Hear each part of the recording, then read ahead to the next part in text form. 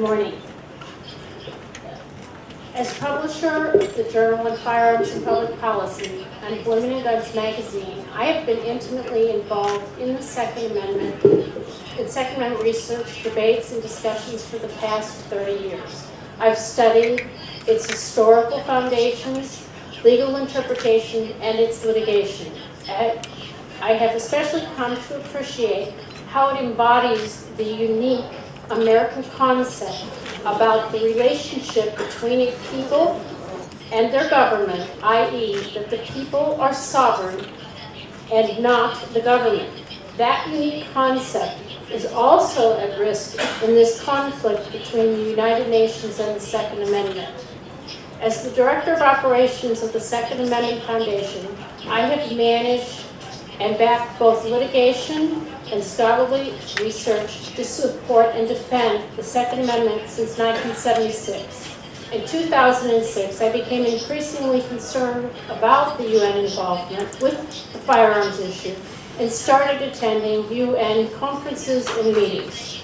For better or worse, I have had my feet in both worlds, the Second Amendment battle in the US and the firearms issue at the United Nations. Because of the intersection of my national and international interests, it became apparent that there was no international coalition that was dedicated to civilian arms rights, and in particular, the right of self-defense. There were trade groups, hunting groups, and transport groups, but no coalition of groups representing individuals. Alan Gottlieb, Mark Barnes, and I decided to do something about it. IAPCAR, the International Association for the Protection of Civilians' Arms Rights, was formed on the basis of conversations and confrontations at UN functions in New York, Vienna, and Washington, D.C. I've been to over 24 different meetings for various UN programs of small arms and light weapons over the past 8 years. I've been at program action meetings, armed trade treaty negotiations, PrepComs, open-ended working group of experts, the UN Commission on Transnational Crime, the Commission on Crime Prevention and Criminal Justice, and the First Committee. There have been other events along the path with ISACs, CASA, and the EU. Not surprisingly, I am the only woman who supports the right for civilians to own and bear arms in defense of self and family. I would like to read to you from remarks that I made to the First Committee meeting in October of 2012.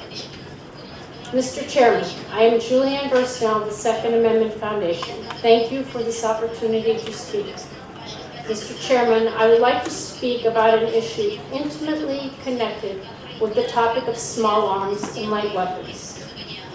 This issue I spoke of is about the right of self-defense, and particularly as it applies to women. Mr. Chairman, human rights are an essential part of international dialogue. The UN Declaration on Human Rights, the EU Convention on Human Rights, and traditional common law all speak to a right to life. Mr. Chairman, that right to life must be given real meaning. If there is a right to life, there must also be a fundamental right to defend that life.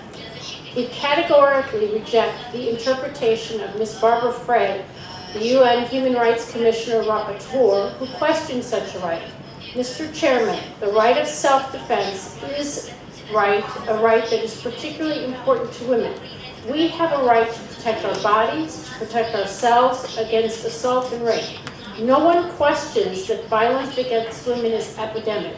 Mr. Chairman, there are those who say women should rely on the police, the authorities, or even the UN for protection. Mr. Chairman, I reject this idea. In fact, Mr. Chairman, this concept is part of an outmoded and disproved idea that women are somehow weaker and must rely on men for their protection.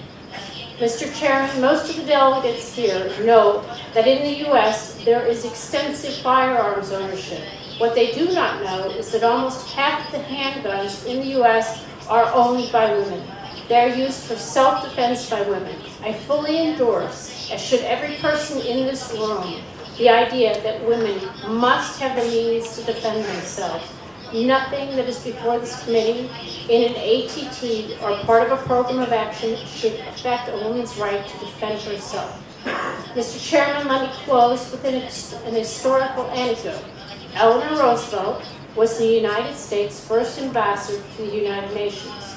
She was also essentially the mother of the UN's Declaration on Human Rights. She was known and revered for her beliefs in women's rights, including the right to defend herself with a firearm if necessary. And Mrs. Roosevelt practiced what she preached. In 1958, Mrs. Roosevelt drove through the American South by herself. The Ku Klux Klan had put a $25,000 bounty on her head, and the Secret Service told her not to go. She went anyway, and on the seat of her car was her own .38 caliber revolver. Mr. Chairman, we can learn from Mrs. Roosevelt. No one supported the UN more than she did, but at the same time, she insisted on her right as a woman and as a person to have the means to defend herself. Thank you. Those were my remarks to the United Nations, and I continue to believe that women deserve the right to defend themselves in any means possible, and I'm thrilled to see that women are taking such an active and leadership role here. Thank you very much.